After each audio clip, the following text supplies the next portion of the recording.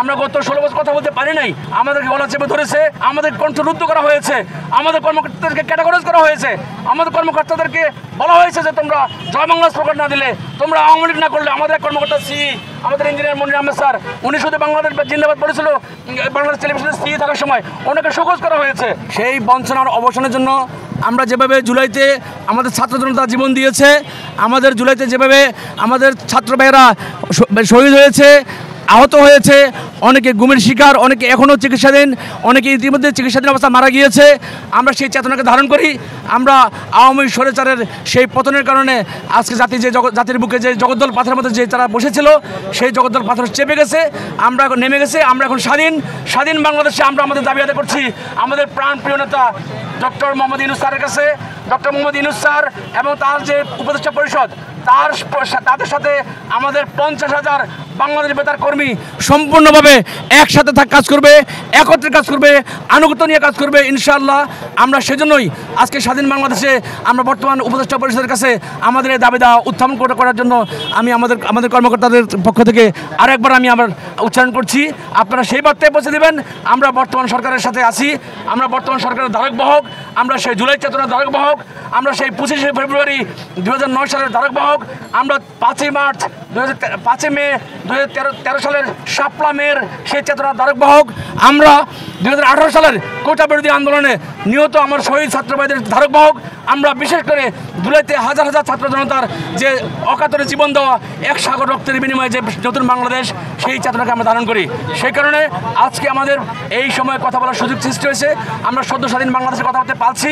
আমরা গত 16 বছর কথা বলতে পারি নাই, আমাদেরকে গলা চেপে ধরেছে, আমাদের কণ্ঠরুদ্ধ করা হয়েছে, আমাদের কর্মকর্তাদেরকে ক্যাটাগরাইজ করা হয়েছে, আমাদের কর্মকর্তাদেরকে বলা হয়েছে যে তোমরা জয় বাংলা স্লোগান না দিলে, তোমরা আওয়ামী লীগ না করলে। আমাদের কর্মকর্তা আমাদের ইঞ্জিনিয়ার মনির আহমেদ স্যার, উনি শুধু বাংলাদেশ জিন্দাবাদ বলেছিল বাংলাদেশ টেলিভিশনে থাকার সময়, ওনাকে শোকজ করা হয়েছে। এই যে অত্যাচার, এই যে মানুষের যে বাক স্বাধীনতার উপর হস্তক্ষেপ, এই হস্তক্ষেপের আমরা তীব্র নিন্দা জ্ঞাপন করি। আমরা চাই এই মুহূর্তে আমাদের একটা প্রতিনিধি দলকে উপদেষ্টা পরিষদ আহ্বান করবেন, আমাদের প্রতিনিধি দল সেখানে যাবে, গিয়ে আমরা প্রায়োরিটি আকারে আমাদের সকল দাবি আমরা উত্থাপন করব।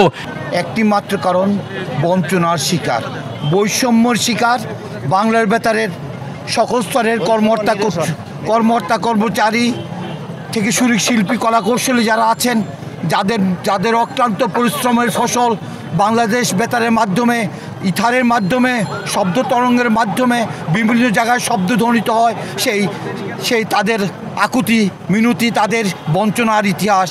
আমাদের নিবেদন থাকবে বর্তমান সরকারের কাছে এই বৈষম্য নিরসনের জন্য। আপনারা জানেন বাংলাদেশ বেতার মুক্তিযুদ্ধের দ্বিতীয় ফ্রন্ট, যে বাংলাদেশকে স্বাধীন করার জন্য যে মাধ্যমটি সবচেয়ে বেশি সক্রিয় ছিল, যে মাধ্যমটিকে মানুষকে উদ্বেলিত করেছিল, যে মাধ্যমটি মানুষকে স্বাধীনতার জোয়ারে আনন্দে দিয়েছিল, সেই মাধ্যমটি আজ অবহেলিত। সেই মাধ্যমের কর্মচারী থেকে শুরু করে শিল্পী কলাকুশলীদের অনেক কিছু আবদার, তাদের প্রাপ্য ন্যায্য অধিকার থেকে তারা বঞ্চিত। আমরা বিশ্বাস করি এই সমস্ত কর্মচারী শিল্পী কলাকুশলীদের যে ন্যায্য প্রাপ্য অধিকার যদি তাদের হাতে ফিরিয়ে দেওয়া হয়, তাহলে এই বাংলাদেশ বেতারকে পরিবর্তিত রূপে, অর্থাৎ আধুনিক বাংলাদেশ রূপকারের যে মডেল, যে স্বপ্ন, সে সব কিছু বাস্তবায়ন করা সম্ভব হবে। বর্তমান সরকারের দৃষ্টিভঙ্গি, অর্থাৎ বাংলাদেশকে যিনি সবচেয়ে বিশ্বের দরবারে তুলে ধরেছেন মাননীয় প্রধান উপদেষ্টা, তিনি জানেন বাংলাদেশ বেতারের অবস্থান, তিনি জানেন বাংলাদেশের অবস্থান।